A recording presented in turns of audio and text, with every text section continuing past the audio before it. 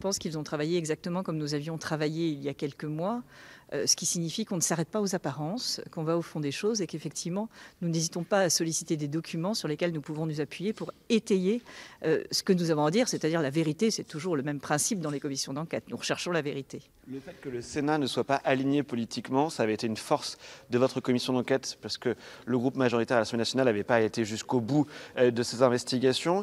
Est-ce que vous diriez que c'est la même chose sur le Covid-19 ? Il est évident que les investigations étaient très importantes et la force du Sénat, vous l'avez dit, c'est ce non-alignement.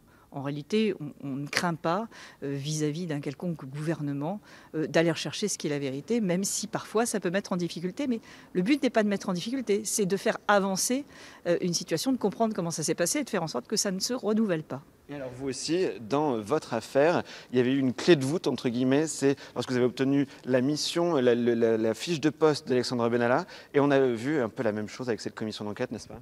Oui, c'est vrai, ça permet de comprendre peut-être a posteriori comment les choses se déroulent. Et ça a été le cas, en l'occurrence, dans la commission d'enquête dont nous parlons, sur un échange de mails qui a permis de comprendre, notamment sur le stock de masques, comment les choses se sont passées et comment ensuite les affirmations qu'on peut qualifier de mensongères se sont enchaînées.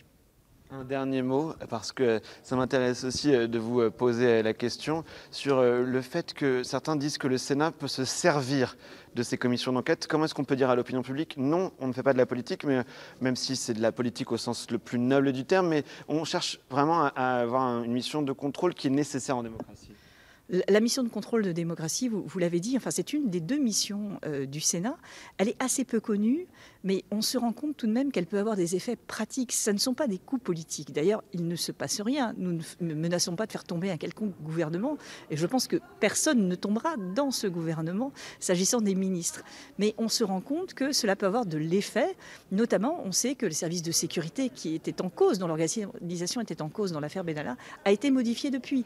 Donc nous avons un impact dans ce que nous faisons, mais il est politique au sens le plus noble du terme, mais il ne cherche pas à faire des coups. Nous allons au fond des choses et je crois que ce nouveau rapport le démontrera aussi.